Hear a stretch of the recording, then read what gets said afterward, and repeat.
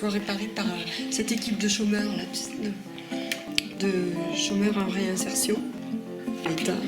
Voilà la place du temps où elle était très fréquentée et vivante, surtout l'été bien entendu, mais pas que. Regarde ce couple-là, le père Eugène.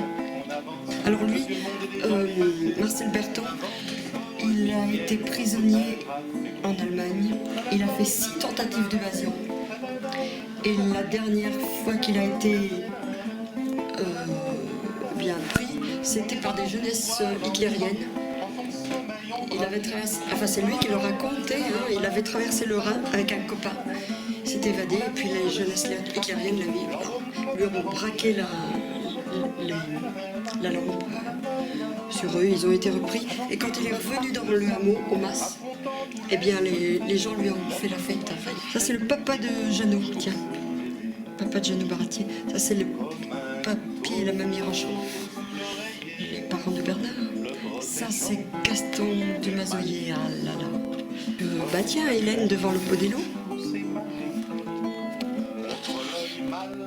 Il y avait Pierre Perret, tu vois, ça c'est Pierre Perret qui venait chanter des affiches. Ça c'est un dessin d'Hélène. Ça c'est Pierre Perret qui répète. Là c'est Jean Saussac et Jean Ferré.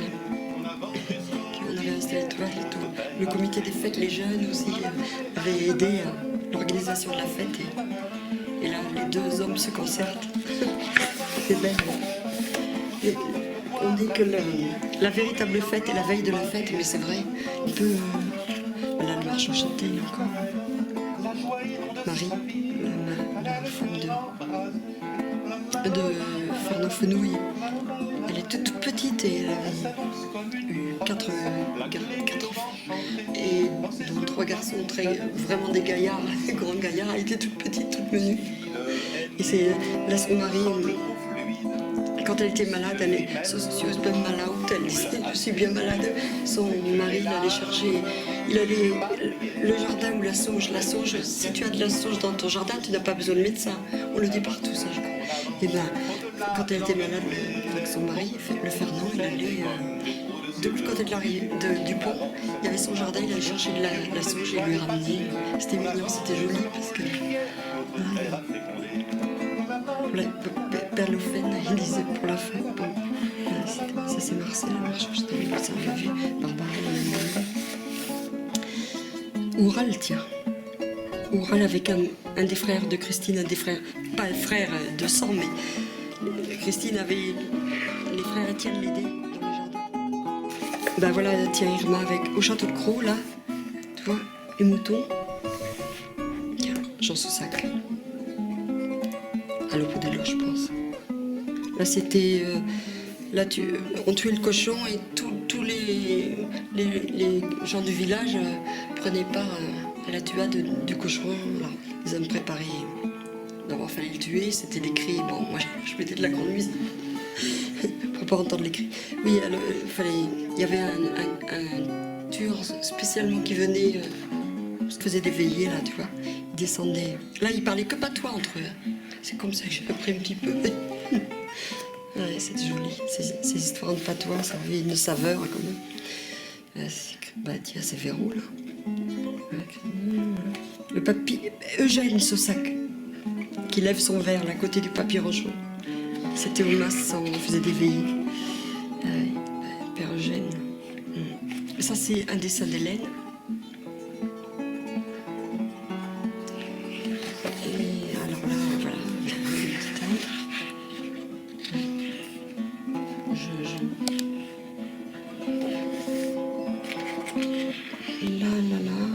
Là, c'était un tonte des moutons. Alors.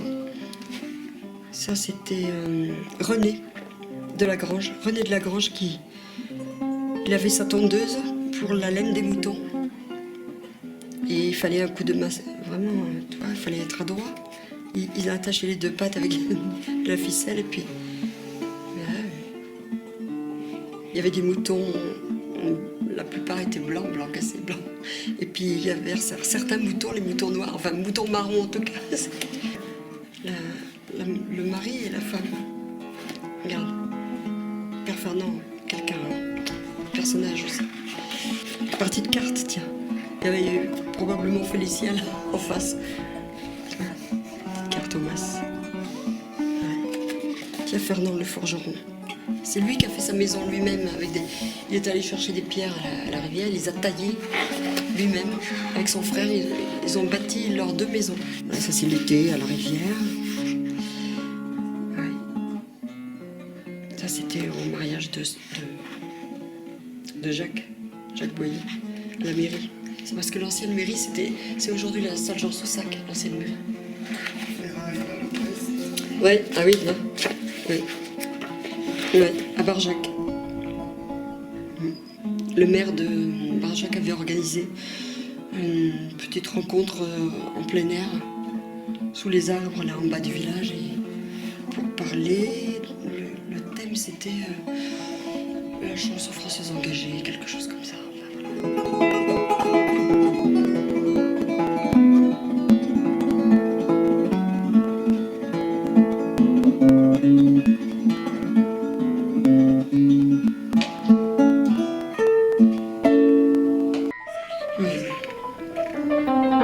Voilà, c'est toujours l'été, tu vois, on mangeait beaucoup dehors. L'histoire à coup sûr obscure d'un pauvre qui dame et de ses tourments, tout ce qu'il subit comme des aventures afin de oui, c'est beaucoup Thomas là, tu vois. Le village, Thomas, l'école, les copains, les fêtes, les veillées, surtout les fêtes d'été, quand on profite de dedans. Ça c'est sûr, et des terrasses des uns et des autres, et la partie de boule, tu vois. Pour trouver l'appui de quelques mécènes et l'actualité la famille, par action d'éclat, il commença par se jeter dans la Seine, mais aucun canard ne passait par là. Il fut repêché grelottant de gouttes par un vieux passant, un petit homme parfait, qui le réchauffa, puis paya la goutte. On a l'air de s'amuser seulement, de s'amuser, mais non, pas du tout. Là, c'était beaucoup dans les fêtes familiales, les fêtes avec les amis, et puis des moments privilégiés l'été, à la maison, dans différentes saisons, mais c'est pas... Jamais ne parut sa photographie vois, sur aucun placard, sur aucun musique, trottoir. guitare, Alors une nuit, pour corser sa vie, il brûla le siège d'un journal du soir. Il faut clamer qu'il les était enfants, coupable. les balades. On a fait beaucoup de balades dans les chemins de randonnée quand c'était pas encore trop la mode. On avait énormément de balades un peu partout autour d'Entraigues avec il y avait Balou, l'instituteur, il y avait le chef de gendarme, il y avait tous les gens qui voulaient marcher, il y avait les touristes l'été, quelques touristes avec lesquels on avait sympathisé se joignaient à nous et on partait 10, 15, 20 dans la montagne comme ça et puis on entrait au pique-nique. Quand le procureur demanda sa thèse, ouais. il fut condamné par chance inouïe. Et puis le soir, on se réunissait, on mangeait, on faisait la fête et on chantait, on faisait de la guitare. Mais... Voilà. Là, c'est la cuite avec Jacques Salomon. Ça, c'est toutes les fêtes. Michel Bernard, tiens. Jacques, Boyer avec les ateliers. Là, c'est... Bah, tu le connais, lui. C'est pas Gérard Pion. Non, attends. Comment il s'appelle? Je sais pas. Christine, tu vois. Ça, c'était l'hommage. Là, il avait pris le micro pour chanter la fin avec nous. Chante l'amour, oui. Il chantait. C'est la vidéo qu'on a vue, tu sais. On se retrouvait dans la maison, après... Bah, là, non, c'était pas le soir de l'hommage. Ça, c'était... La salle était pleine. Celle des fêtes était pleine de gens, beaucoup de gens du village. 2004, voilà, c'était un hommage à Jean Ferrat dans son village. Et les ateliers, les personnes de son vivant, les personnes de l'atelier avaient chanté des chansons à lui, avec... à la suite d'un stage avec Michel Bernard. Et le soir, on s'était tous retrouvés à la maison. Enfin, pas tous, pas toute la salle, bien entendu, mais il y avait 50-60 personnes à la maison. C'était une grande fête. Vraiment des moments intenses, quoi, des moments... on est heureux de les avoir vécus, hein, ça c'est... D'avoir vécu des moments comme ça, c'est précieux. Voilà, Clara au piano. Maintenant, elle donne des concerts l'été. C'est une virtuose, Clara, aujourd'hui. Là, elle avait 14 ans, mais aujourd'hui, elle en a 22, 23. Enfin, après des années de conservatoire, et maintenant, elle étudie en Suisse. Et puis, elle a un niveau vraiment... Voilà, son père, Jean Sosa, qui serait vraiment très fier. Il était déjà très fier quand il vivait encore, mais là, il serait vraiment fier d'elle, parce qu'elle a fait un parcours vraiment sans faute, le bac, les études de piano. C'est formidable. Ce qu'elle fait avec ses copains, Clara, elle était violoniste, d'autres pianistes et des jeunes, quoi. Les jeunes, ils sont beaux, ils sont brillants, ils sont magnifiques, ces jeunes. Pas court encore.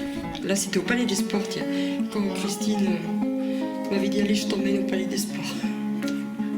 Tu viens avec nous à Ivry.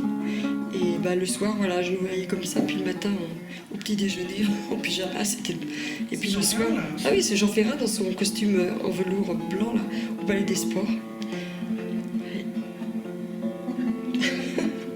Quelle époque aussi, ça. C'était...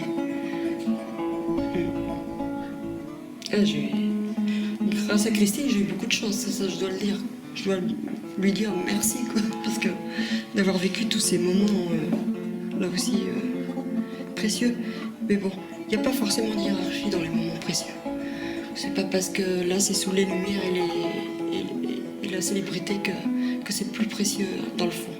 C'est bien, c'est formidable d'avoir vécu ça, mais avec des paysans ou des artisans ici, je vis aussi des moments aussi précieux, sinon plus. Enfin, il n'y a pas de... Non, pas plus, pas forcément, c'est différent. Voilà. Mais pour moi, il n'y a pas de... Tu comprends ce que je veux dire? Il n'y a pas de hiérarchie. Non. Et surtout pas humainement. Il y a des gens formidables parmi les anonymes. Tiens, ça c'était à Avignon avec Jacques Boyer.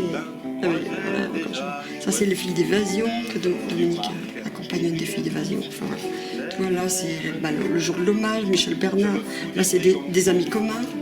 Chez des amis communs, là aussi chez des amis communs.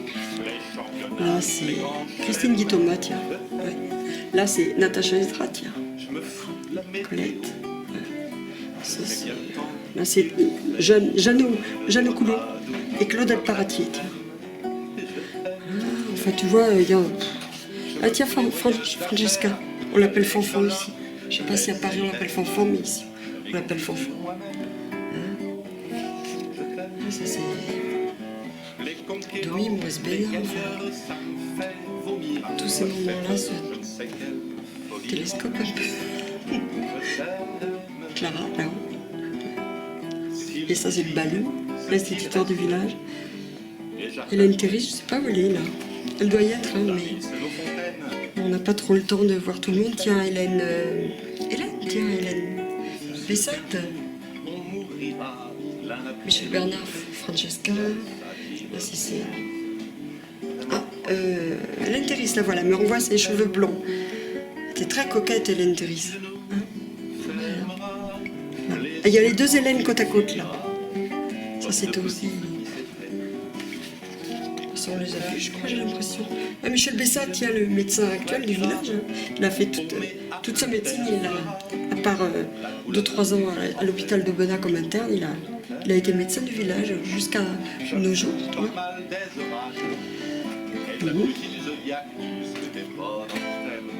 Les deux Hélènes, tiens, on les voit bien, là, les deux Hélènes. Deux dames importantes parmi d'autres, hein. Il y en a eu d'autres, comme on disait tout à l'heure. Pas forcément de hiérarchie, mais ces deux dames-là, Hélène Théry et Hélène Bessat, ont joué un rôle majeur dans ce qu'on connaît dans le trek, dans ce qu'on connaît en trek dans les journaux, dans la télévision, de cette époque où il y a une grande dynamique autour de Jean Ferrat, Jean Soussac et les deux Hélènes. Il ne faut pas les oublier. Là, c'est le sénateur Michel Teston, sa femme Christine, Mado Joigny, enfin, il y avait voilà, toutes sortes de gens rassemblés. C'était une belle... un beau jour de fraternité, je trouve, hein, dans le village. Ouais. Il y en a eu d'autres, hein, il y en a eu plein d'autres avant, il y en aura après aussi. Ah, c'est Thomas qui joue au piano, là. Jacques Carole. Pierre Rossio. à la maison, par exemple. Ça, c'était en Benas. Ouais, ça, c'était hommage de Jacques. Là, tu vois, ça défile. Hein.